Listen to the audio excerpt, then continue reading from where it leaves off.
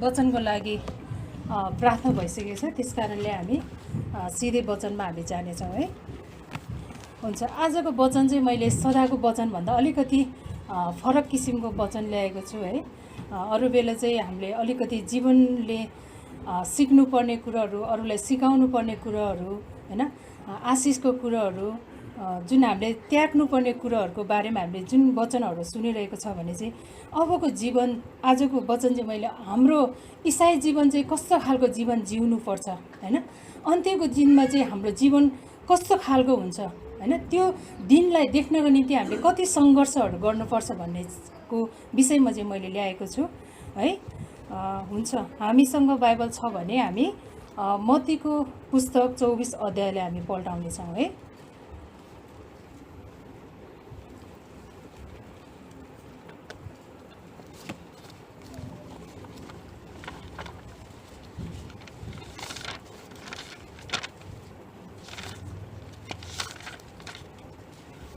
चौबीस अध्यायको 29 देखि 31 पद हामी हेर्नेछौँ है। अनि हामी इसाई जीवनमा चाहिँ हामीले कतिवटा कुरोहरू, भिडियोहरू हामीले देखेको होला, हेरेको होला हैन युट्युबबाट। अनि इसाई जीवनको लागि उठाइ लाने हैन एउटा र्याप्चर भनेको चाहिँ के हो हैन, त्यो कतिखेर हुन्छ, त्यो कसरी हुन्छ, हाम्रो जीवनमा त्यो र्याप्चरको समयमा हामीलाई लगिन्छ कि लगिँदैन हैन, त्यो विषयमा चाहिँ, अनि इन्साफको विषयमा, अनि प्रभुको दोस्रो आगमनको विषयमा हैन, मैले यो तीनवटा कुरो चाहिँ हामी इसाई जीवनको निम्ति एकदमै इम्पोर्टेन्ट छ हैन। यस्तो खालको शिक्षा चाहिँ हामीले सधैँ पाउन सकिँदैन। अनि बाइबल खोलेर हेऱ्यो भने पनि यो कुरो बुझ्नलाई हामी धेरै गाह्रो हुन्छ है। हामीले बाइबलको वचनबाट, पदबाट चाहिँ हामी सजिलैसँग बुझ्न सकिँदैनौँ। अनि यस्ता खालको शिक्षाहरू पनि हामीले थोरै मात्र पाउन सक्छौँ है। त्यसैले यो आजको वचन चाहिँ हामी एकदमै ध्यान दिएर हैन, वचनको शब्दले चाहिँ के भन्न खोजेको त्यो शब्दतिर चाहिँ हामी ध्यान दिनेछौँ है। हुन्छ, हामी मत्तीको पुस्तक 24 अध्यायको 29 देखि 31 पदसम्म हामी हेरौँ है। यहाँ के भनेको छ यसरी लेखेको छ, म सर पढ्नेछु कि 29 देखि 31 पदसम्म म पढ्नेछु। ती सङ्कटका दिनको तुरुन्तै पछि सूर्य अँध्यारो हुनेछ र चन्द्रमाले आफ्नो चमक दिने छैन र ताराहरू आकाशबाट खस्नेछन् तथा आकाशका शक्तिहरू हल्लाइनेछन्। तब मानिसको पुत्रको चिन्ह आकाशमा देखा पर्नेछ र पृथ्वीका सब जातिहरू विलाप गर्नेछन् र तिनीहरूले मानिसको पुत्रलाई आकाशमा बादलहरूमा र शक्ति र ठुलो महिमा साथ आइरहेको देख्नेछन्। उसको आफ्नो स्वर्गदूतहरूलाई तुरैको ठुलो आवाजको साथ पठाउनेछ र तिनीहरूले आकाशको एक छेउदेखि अर्को छेउसम्म चारै दिशाबाट उसका चुनिएकाहरूलाई भेला गर्नेछन्। आमेन है। यो चाहिँ एउटा परमेश्वरले हैन, यो 24 अध्यायको 29 देखि 31 पदले चाहिँ के भनेछ, सङ्कटको दिनको तुरुन्तै पछि सूर्य अँध्यारो हुनेछ हैन। अनि त्यो बेला चाहिँ एउटा संसारमा यस्तो कष्ट, एउटा यस्तो विनाश आउँछ है। अनि अहिले चाहिँ के छ भने हामी इसाई जीवन चाहिँ हामी पछिको कुराहरूलाई चाहिँ हामी धेरै सोच्दैनौँ।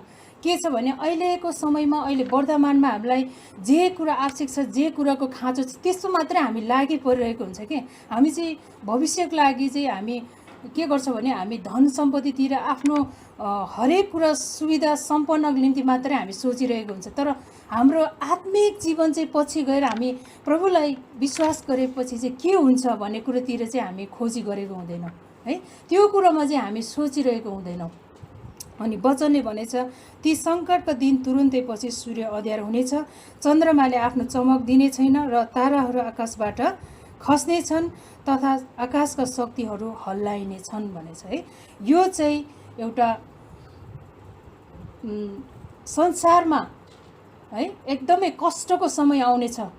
यो संसारमा जति पनि थोकहरू हामीले देखेको छ त्यो बेलामा चाहिँ यो के हुन्छ, सारा चिज नै त्यो हराएर जानेछ, त्यो बिलाएर जानेछ, त्यसको कुनै पनि नाम निशानै रहँदैन त्यो बेलामा। अनि यस्तो अवस्थामा चाहिँ र्याप्चरको समय आउँछ हैन।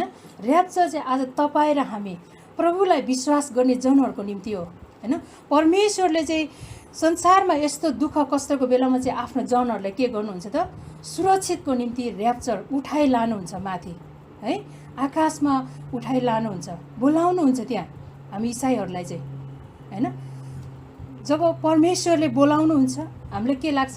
ढुक्क लाग्छ। अब संसारको विपत्तिबाट हामी के भयो त? जोगियो, है। जोगिने अवस्था चाहिँ हामीले पाउँछ, संसारबाट जोगिने अवस्था पाउँछ। तर परमेश्वरले वचन के भनेको छ भने यो र्याप्चर सँगसँगै के पनि हुन्छ त? परमेश्वरको आगमन पनि कहाँ हुन्छ? आकाशमा हुन्छ। त्यो बेलामा चाहिँ परमेश्वरको आगमन हुँदा चाहिँ उहाँ पृथ्वीमा आउनुहुन्न, उहाँ चाहिँ आकाशमै बस्नुहुन्छ, बादल सँगसँगै उहाँ तैरिनुहुन्छ, हैन। उहाँको ज्योतिले यहाँ अहिले भर्खरै हामीले पढेको पदमा हेऱ्यो भने चाहिँ के भनेछ भने 31 पदमा उसले आफ्ना स्वर्गदूतहरूलाई तुरैको ठुलो आवाजको साथ पठाउने छ र तिनीहरूले आकाशको एक छेउदेखि अर्को छेउसम्म चारै दिशाबाट उसका चुनिएकाहरूलाई भेला गर्नेछौँ। अनि प्रभुको आगमन हुँदा चाहिँ सुटुक्क हुँदैन, हैन, त्यो नदेखिने तरिकाले हुँदैन, तर सारा संसारले नै देखिन्छ। अनि त्यो चाहिँ के भन्छ? तुरैको ठुलो आवाजमा, है।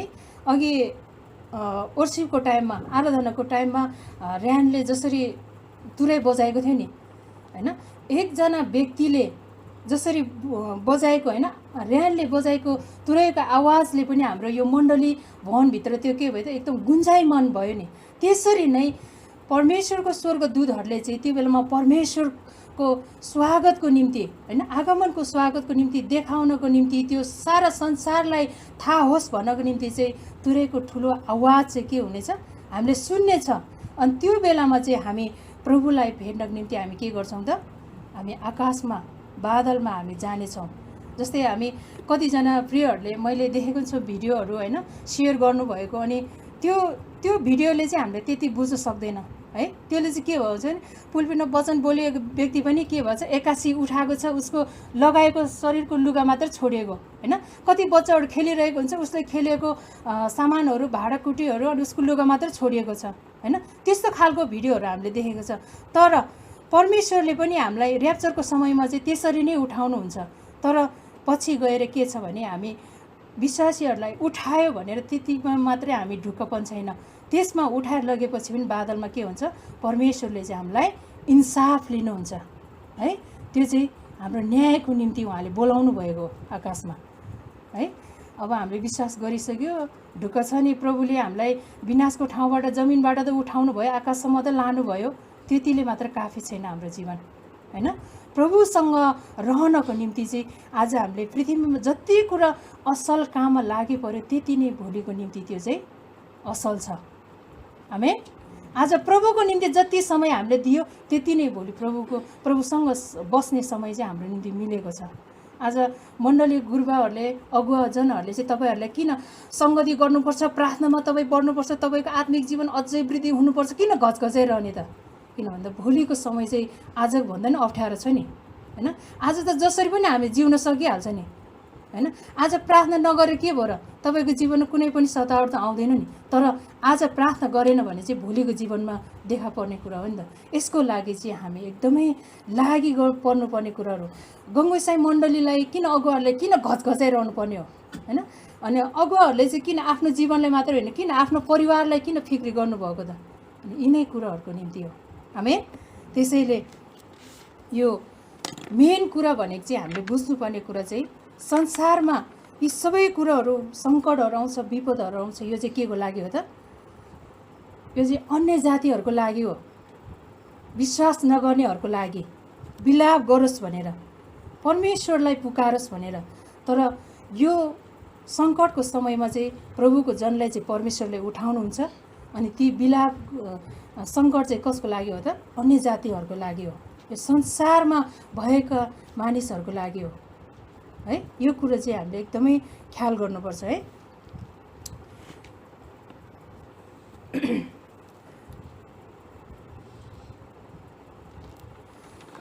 अनि यो चाहिँ भयो र्याप्चरको कुरा, हैन। उठाइ लाने कुरा चाहिँ के हो त? र्याप्चरको कुरा। अब आयो इन्साफको कुरा। अनि इन्साफ भनेको चाहिँ दुईवटा जातिहरूलाई गरिन्छ, एउटा परमेश्वरको जातिलाई, एउटा अन्य जातिलाई, है। अनि परमेश्वरको जातिलाई चाहिँ परमेश्वरले कसरी चाहिँ इन्साफ गर्नुहुन्छ, कसरी न्याय गर्नुहुन्छ भने चाहिँ उहाँले परमेश्वरको सिंहासन अगाडि उभाएर हिजोको दिनमा जिउँदाखेरि तिमीले कस्तो किसिमको कामहरू गरिरहेको छ संसारमा, त्यो खालको कुराको इन्साफ गर्नुहुन्छ। उहाँले स्वर्ग जाने कि नर्क जाने भनेर इन्साफ गर्नुहुन्छ। र अर्को कुरा चाहिँ अन्य जातिहरूको निम्ति उनीहरूको लागि चाहिँ सेतो ठुलो खाली पर्दामा गर्नुहुन्छ। त्यो चाहिँ सिधै तिमी कहाँ गए त, नर्कमा भनेर त्यो इन्साफ गर्नुहुन्छ परमेश्वरले। आज इन्साफको दुईवटा कुरा पनि हामीले एकदमै महत्त्वपूर्ण छ, यो चाहिँ बुझिरहनुपर्छ। अनि परमेश्वरको जनहरूको लागि सिंहासनको अगाडि उभाएर परमेश्वरले तिमी स्वर्ग जान्छ कि नर्क जान्छ भनेर इन्साफ लिनुहुन्छ। अन्य जातिहरूको लागि चाहिँ सिधै के हो त, तिमी नर्क गयो भनेर इन्साफ गर्नुहुन्छ। त्यो बोलिदिनुहुन्छ, उहाँले त्यो कुरो घोषणा गरिदिनुहुन्छ होइन। यो दुईवटा कुरो चाहिँ हामीले एकदमै ख्याल गर्नुपर्छ। हामी पहिलो थेसलोनिके 4 अध्यायको लाई पनि हामी हेर्नेछौँ है। यसमै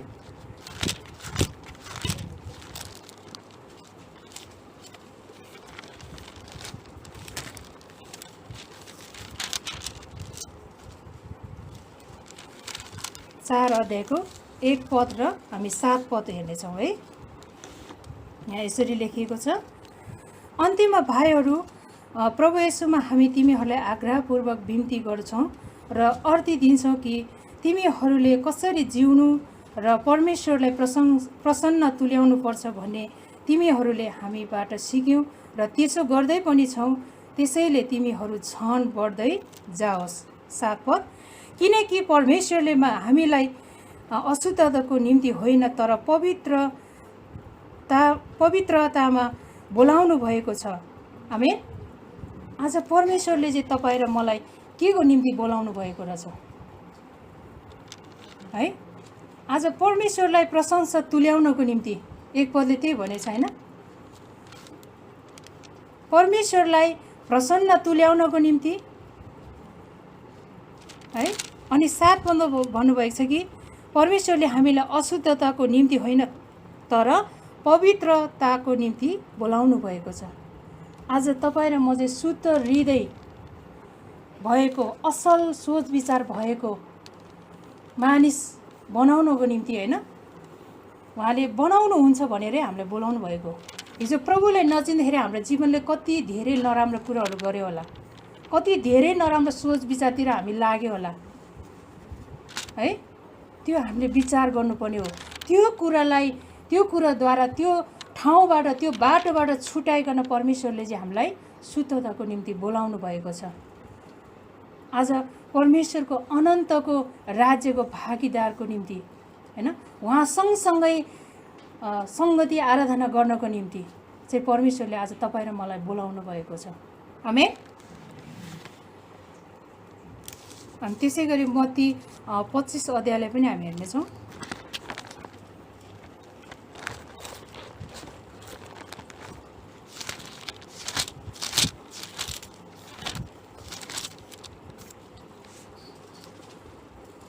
पच्चिस अध्यायको हामी 32 देखि 34 पदसम्म हामी हेर्नेछौँ। हामी 31 पददेखि नै हेर्नेछौँ, 31 देखि हामी 34 पदसम्म हेर्नेछौँ है। यहाँ यसरी लेखेको छ, जब मानिसको पुत्र सारा स्वर्गदूतहरूसँग आफ्नो महिमामा आउनेछ तब ऊ आफ्नो महिमामय सिंहासनमा बस्नेछ र उसको सामुन्ने सबै जातिहरू भेला हुनेछन् र जसरी गोठालाले भेडा र बाख्रालाई छुट्याउँछ त्यसरी नै उसले तिनीहरूलाई एउटालाई अर्काबाट अलग गर्नेछ। उसले भेडाहरूलाई आफ्नो दाहिनेपट्टि र बाख्राहरूलाई देब्रेपट्टि राख्नेछन्। तब हुन्छ हामी 33 सम्म मात्र हेर्नेछौँ, 34 नहेरौँ। अनि यहाँ प्रष्ट रूपले परमेश्वरले भन्नुभएको छ, जसरी गोठालाले भेडा र बाख्रालाई छुट्याउँछ है, छुट्याउँछ त्यसरी नै उसले तिनीहरूलाई एउटालाई अर्कालाई अलग गर्नेछ। उसको भेडाहरूलाई आफ्नो दाहिनेपट्टि र बाख्राहरूलाई देब्रेपट्टि राख्नेछ। कति गहिरो, कति आशिषमय वचन छ है। परमेश्वरले हामीलाई घरिघरि घचाइरहनु भएको छ अनि यहाँ भेडा र बाख्राको कुरा गर्नुभएको छ। अनि परमेश्वरले हामीले आफैले पनि कल्पना गरौँ भेडाको स्वभाव कस्तो हुन्छ अनि बाख्राको स्वभाव कस्तो हुन्छ है। भेडा चाहिँ के हुन्छ, एकदम सोझो सिधा हुन्छ हैन। उसले चाहिँ दायाँ बायाँ आफ्नो नजरहरू लगाएको हुँदैन, किनभने ऊ चाहिँ एकुरो बाटो लागिरहेको हुन्छ। किनभने भेडाको जीवन चाहिँ कस्तो खालको जीवन हो भने प्रभुको आज्ञा पालन गर्ने अनि सिधा बाटो लाग्ने अनि विश्वासमा पनि गहिरो जरा गाड्ने स्वभाव चाहिँ कसको हुन्छ त, भेडाको हुन्छ। अनि बाख्राको बानी स्वभाव चाहिँ कस्तो हुन्छ त, एकदम छुकछुक गर्ने हैन। जुन ठाउँमा बार लगाएछ त्यो बारै नागेर गएर खाइदिने हैन। जुन ठाउँमा चाहिँ लुकाइरहेछ त्यो ठाउँमा चाहिँ गएर उसले भातभुङ्गा गरिदिने हैन। त्यस्तो खालको स्वभाव हुन्छ नि, चञ्चले स्वभाव, एकदम चोरीपना बढी गर्ने हो। आज तपाईँ र मेरो जीवन पनि त्यस्तै हो है। हाम्रो जीवन चाहिँ भेडाको जस्तो स्वभाव छ कि बाख्राको जस्तो स्वभाव छ है। हामी परमेश्वरको आज्ञा पालन कतिसम्म हामीले गरिरहेको छ, यो चाहिँ तपाईँ र मैले आफैले आफैलाई जाँच्ने एउटा समय पनि हो है। मैले परमेश्वरसँग कति समय मैले बिताइरहेको छ, परमेश्वरलाई चाहिँ मैले कतिको प्रेम गरेको छ, परमेश्वरलाई चाहिँ मैले कतिको आदर गरेको छ है, त्यसमा भर पर्ने कुरा हो। अनि परमेश्वरले साँच्चै नै भेडा र बाख्रालाई छुट्याउनुहुन्छ भन्ने कुरो चाहिँ यो हो। आज तपाईँको र मेरो जीवन चाहिँ असल तरिकाले बिताइरहेको छ है। अनि अघि रविन गुरुबाले पनि भन्नुभएको छ, आज तपाईँ र मेरो जीवन चाहिँ परमेश्वरमा सुसज्जितको जीवन छ कि छैन हैन। उहाँलाई मनपर्ने खालको जीवन चाहिँ हामीले जिएको छ कि छैन। यदि तपाईँ म बाख्राको जस्तो जीवन छ भने चाहिँ उहाँले के गर्नुहुन्छ, देब्रेपट्टि राख्नु हुने रहेछ है। वचनको शब्द एकचोटि एकदमै ध्यान दिनुहोस्, किनभने हाम्रो स्वभाव चाहिँ जब बाख्राको जस्तो भयो भने चाहिँ उहाँले के गर्नुहुन्छ, देब्रेतिर साइड लगाइदिनु हुनेछ। तर भेडाको जस्तो स्वभाव बेहोरा आनी बानी जब हामी सिक्छौँ भने चाहिँ उहाँले के गर्नुहुन्छ, दाहिनेतर्फ राख्नुहुने रहेछ है। तपाईँ र म यो ठाउँबाट चुकेको छ कि छैन है। गलाती 5:22 र 23 भनेको छ, यो भित्तामा पनि छ। तर हाम्रो जीवन चाहिँ पवित्र आत्माले भरिएको छ कि छैन, पवित्र आत्माको फलहरू चाहिँ हाम्रो जीवनद्वारा देखेको छ कि छैन है। कहिलेकाहीँ पुलपिटमा आएर गुरुबाहरूले वचन दिँदाखेरि हामीलाई घोचिएको एकदमै चित्तै दुखाउने महसुस हुन्छ। त्यो चाहिँ किनभने उन्नतिको निम्ति हो है। हामीले त्यो कुरोहरू चाहिँ हामीले स्वीकार्नुपर्छ, हाम्रो विकारको निम्ति, हाम्रो नष्टको निम्ति होइन, अनि अनन्तको जीवनको निम्ति चाहिँ हो आमेन। अनि आज तपाईँ र म यदि भेडाको स्वभाव भयो भने चाहिँ गलाती 5:22-23 पद जस्तै है, त्यहाँ के भनेछ, तर पवित्र आत्माको फल चाहिँ प्रेम, आनन्द, शान्ति, धैर्य, भलाइ, विश्वस्त, नम्रता, संयम हुन्। हामी यस्तो खालको गुणले भरेको व्यक्तिहरू छौँ कि छैन है। तर छैन भने पनि अझै समय छ, हामी बनिनु चाहिँ हामी कोसिस गरौँ है। जब हामी बनिन कोसिस गर्छौँ, बनिन्छौँ भने चाहिँ परमेश्वरले हामीलाई दाहिनेतर्फ राख्नुहुन्छ है। दाहिनेतर्फ राख्नुको मतलब चाहिँ के हो त, अनन्त न्यायमा पुग्नु। हामी इन्साफ गर्दाखेरि हामी पास भएको व्यक्ति, अब चाहिँ हामी के भयो त, परमेश्वर सँगसँगै हामी रमाउँदै आराधना गर्ने समय हो। त्यो चाहिँ यदि हामी बाख्राको जस्तो स्वभाव लियो भने त्यो भयो, त्यो इन्साफमा त्यो के भयो त, त्यो फेल भयो।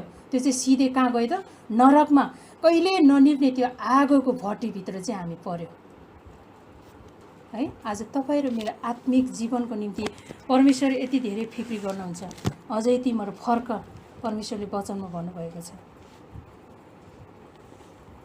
हुन्छ, हामी यसरी नै एउटा इन्साफको कुरालाई म जोड्नेछु। लुका 17 अध्यायलाई हेरौँ।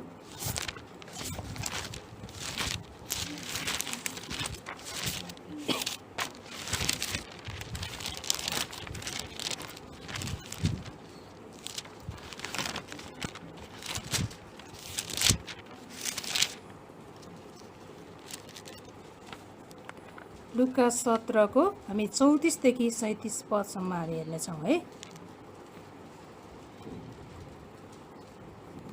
यहाँ यसरी लेखेको छ लुका 17 अध्यायको 34 देखि 37 पदमा, म तिमीहरूलाई भन्दछु त्यस रात दुईजना एउटा ओछ्यानमा सुत्नेछ, एउटा लगिनेछ र अर्को छोडिनेछ। दुईजना स्त्री एकैसाथ जाँतो पिदिरहेका हुन्छन्, एउटी लगिनेछ अर्की छोडिनेछ। दुईजना मानिस खेतमा हुनेछन्, एउटा लगिनेछ अर्को चाहिँ छोडिनेछ। अनि तिनीहरूले उहाँलाई सोधे, र कहाँ प्रभु? उहाँले तिनीहरूलाई भन्नुभयो, जहाँ सिनो छ गिद्धहरू त्यहाँ भेला हुन्छन्। आज यो लुका 17 को 34 र 37 पदसम्म हामीले विचार गर्नुपर्ने कुरो चाहिँ के छ भने, हामीले बुझ्नुपर्ने मुख्य कुरो चाहिँ के हो भने, जो लगिएको छ त्यो चाहिँ के हो त? अन्य जाति हो। त्यो चाहिँ प्रभुलाई विश्वास नगरे, त्यो चाहिँ इन्साफको लागि उठाएको हो। त्यो चाहिँ र्याप्चरको समयमा त्यो सबै चिन्हहरू देख्ने बेलामा, संसारमा दुःख कष्ट आएको बेलामा उठाएको होइन। दुःख कष्ट संसारमा आएको छ, सबै कुराहरूको चिन्हहरू देखेको छ भने त्यो बेलाको उठाइ चाहिँ के हो त? त्यो चाहिँ र्याप्चर भयो। तर यो चाहिँ के हो त? इन्साफको लागि। यो चाहिँ त्यो अन्य जातिलाई चाहिँ के को लागि उठाइ लग्यो त? यहाँ के भनेको छ भने, बुझ्नुपर्ने कुरा चाहिँ, त्यस रात दुईजना एउटै ओछ्यानमा हुनेछन्, एउटा लगिनेछ अर्को छोडिनेछ। त्यो लगिएको व्यक्ति चाहिँ के हो त? त्यो चाहिँ अन्य जाति हो, प्रभुलाई विश्वास नगरेको व्यक्ति। त्यसलाई चाहिँ इन्साफको लागि उठाएर लगेको है। अनि त्यसपछि जो छोडिएको छ त्यो चाहिँ को हो त? त्यो चाहिँ विश्वासी हो। विश्वासीलाई चाहिँ लानु, हाम्रो विचारमा त यो हो नि त, विश्वासीलाई चाहिँ लगेको होला अनि अन्य जातिलाई चाहिँ छोडेको होला। अथवा प्रभुलाई विश्वास गरेको थियो, त्यसको विश्वास कमजोर थियो, त्यो प्रभुको अधीनमा जिएको छैन, त्यो भएर त्यो छोडेको होला। तर त्यो चाहिँ होइन रहेछ। अनि यो एकचोटि हाम्रो क्लासमा पनि यो कुरोहरू भएको थियो। अनि हामीले दोहोऱ्याइ पनि सोधेको थियो। हामीले बुझेको त्यही थियो पहिला, लगेको चाहिँ विश्वासी, छोडेको चाहिँ के थियो? के अरे अन्य जाति भनेर सोच। तर यसमा चाहिँ त्यो होइन रहेछ। तर लगेको चाहिँ के रहेछ? अन्य जातिलाई लगेर छ, किनभने त्यो चाहिँ इन्साफको लागि उसलाई पनि है। अनि यो कुरा चाहिँ बल्ल हामीले बुझ्यो, किनभने 37 पदको अन्तिममा लेखेको छ नि त, जहाँ सिनो छ गिद्धहरू त्यहाँ भेला हुन्छन्। जसले चाहिँ पाप गरेछ त्यो व्यक्तिलाई चाहिँ के हुन्छ? नरकमा हाल्नको लागि चाहिँ उसलाई के गर्यो त? उठाइ लगेको कुरा रहेछ है।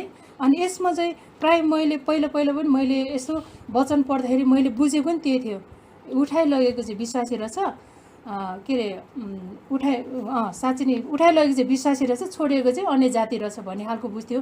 तर यसमा चाहिँ लुकाको यो अध्यायमा चाहिँ 17 को 34 देखि 37 चाहिँ यो होइन रहेछ। तर यसमा चाहिँ के रहेछ त? उठाएको चाहिँ अन्य जाति, विश्वास नगरेको मानिस रहेछ, तर छोडिएको चाहिँ विश्वासी रहेछ। आमेन। अनि यसरी चाहिँ हाम्रो इन्साफ हुनेछ। यो 17 अध्यायको यो उठाइ लगेको चाहिँ के हो त? यो चाहिँ र्याप्चर होइन है, यो चाहिँ इन्साफको लागि चाहिँ लगेको रहेछ भन्ने कुरा चाहिँ हामीले बुझ्नुपर्ने रहेछ।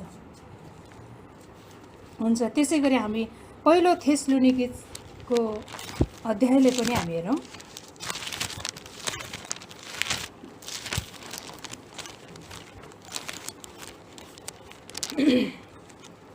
पहिलो थेसलोनिकी 4 अध्यायको 16 र 17 पद है। यहाँ यसरी लेखेको छ, किनकि प्रभु स्वयं हुकुमको गर्जनसित, प्रधान दूतहरूका आवाज र परमेश्वरको तुरैको स्वरसित स्वर्गबाट ओर्लनु हुनेछ र क्रिस्टमा मरेकाहरू चाहिँ पहिले बौरी उठ्नेछन्। तब हामी बाँचिरहेका र छोडिएकाहरू प्रभुलाई आकाशमा भेट्न र तिनीहरूका साथसाथै बादलमा उठाइ लगिनेछौँ र यसरी हामी सधैँ प्रभुसँग रहनेछौँ। आमेन। जब इन्साफको लागि उठाइ लानेहरू लग्यो, अनि र्याप्चरको लागि जति पनि मानिसहरू विश्वासीहरू लग्यो, अनि ऊ र्याप्चरको समयमा पनि प्रभुले इन्साफ गर्दाखेरि, उसलाई न्याय गर्दाखेरि, ऊ प्रभुको इन्साफबाट चाहिँ ऊ असल भएको ऊ ठहर्यो हैन। त्यसपछि चाहिँ परमेश्वरले चाहिँ के गर्नुभयो त? छुट्याउनु भयो।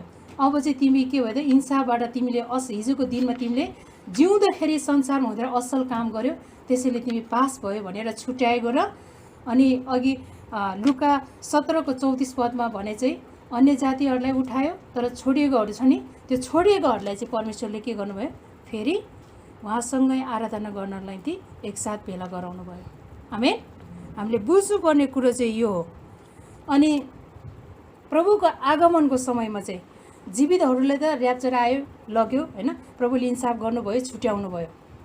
अनि मरेकाहरूलाई चाहिँ प्रभुलाई विश्वास गर्नुभएको छ अनि मर्नुभएको छ, मरिसकेको छ भने चाहिँ उहाँहरूलाई के गर्नु त प्रभुको आगमनमा चाहिँ हामी जीवितहरूलाई भन्दा पनि पहिला चाहिँ मरेकाहरूलाई चिहानबाट महिमित शरीरमा उहाँले उठाउनु भयो अथवा उठाउनुहुन्छ। त्यसपछि मात्रै तपाईँ र हाम्रो पालो हुन्छ प्रभुलाई भेट्न जाने है। इन्साफको समयमै राखिएको हुन्छ। प्रभुको आगमन चाहिँ पहिला चाहिँ कसको अगाडि जीवित महिमित शरीर हुन्छ भने चाहिँ पहिला मरेकाहरूको, त्यसपछि चाहिँ तपाईँ र हामी जीवित छ भने हाम्रो शरीरलाई पनि परमेश्वरले बादलमै उठाएर उहाँसँगै लानुहुन्छ। आमेन। हुन्छ, हामी त्यसै गरेर प्रकाशको पुस्तकलाई पनि हामी हेर्नेछौँ। प्रकाश 1 अध्यायको 7 र 8।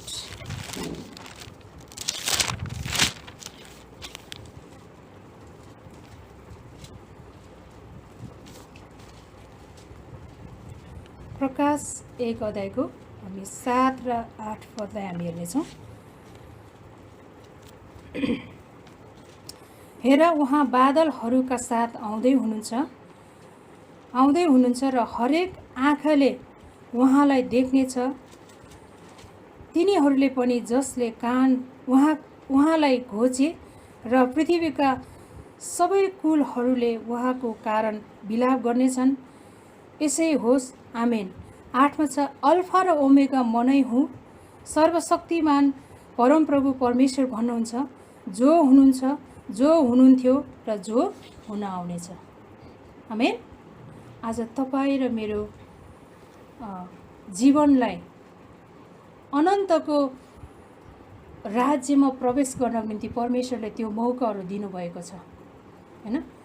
हिजोको समयमा जुन परमेश्वर हुनुहुन्थ्यो आज पनि उहाँ नै परमेश्वर हामीसँग हुनुहुन्छ। आज जुन परमेश्वर हुनुहुन्छ भोलिको दिनमा पनि उहाँ नै परमेश्वर हुनुहुन्छ। आमेन। अनि यो कुरा चाहिँ परमेश्वरले अब र्याप्चरको समयमा, इन्साफको समयमा अनि परमेश्वरको दोस्रो आगमनको समयसम्म नै आज तपाईँ र म चाहिँ परमेश्वरको अनन्तको सिंहासन अगाडि उभिने जनहरू हुन चाहिँ आवश्यक छ। परमेश्वरले त्यसरी नै हामीलाई वचनमा भन्नुभएको छ। आज तपाईँ र मेरो सोच विचारलाई बदलौँ। आज तपाईँ र म चाहिँ भेडा जस्तो सिधा परमेश्वरको आज्ञा पालन गर्ने, परमेश्वरको डर र भयमा जिउने मानिसहरू चाहिँ हामी बन्न सकौँ है। आज हामीसँग जे छ, जति छ, त्यही कुरोमा हामी सन्तुष्टि रहन सकौँ। हाम्रो जीवनको, शारीरिक जीवनको चिन्ता फिक्री भन्दा पनि हामी आत्मिक जीवनको चिन्ता फिक्रीमा चाहिँ हामी अगाडि बढौँ। आमेन। जब यिनै कुराहरूमा हामी विचार गर्छौँ, यिनै कुराहरूमा हामी लागि पर्छौँ, यिनै विश्वासको कुरामा हामी जरा गाड्छौँ भने साँच्चै नै परमेश्वरले हामीलाई उहाँको अनन्तको राज्यभित्र उहाँको दाहिने हातमा उहाँले हामीलाई अँगाल्नुहुन्छ, राख्नुहुन्छ, छुट्याउनुहुन्छ।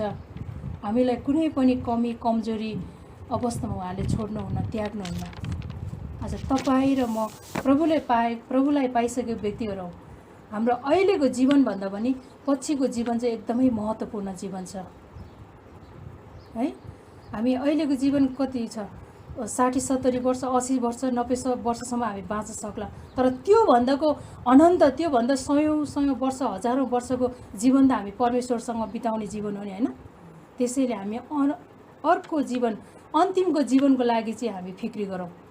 यो शरीरमा जे छ, जसो छ, त्यो त दुःख कष्ट अभाव होइन, घटी कमी बिरामी त भइहाल्छ नि होइन। तर पनि यो जीवनलाई भन्दा पनि पछिको जीवनको लागि चाहिँ हामी एकदमै फिक्री गर्ने मानिसहरू हामी बन्न सकौँ। फिक्री गर्ने परमेश्वरको असल छोराछोरीहरू हामी बन्न सकौँ। आमेन। हुन्छ, परमेश्वरलाई धन्यवाद भएको होस्। आजको वचनलाई म यतिकैमा राख्नेछु अनि बाँकी समय चाहिँ म पास्टर पालक गुरुबालाई दिन्छु। सबैजनालाई जय मसीह।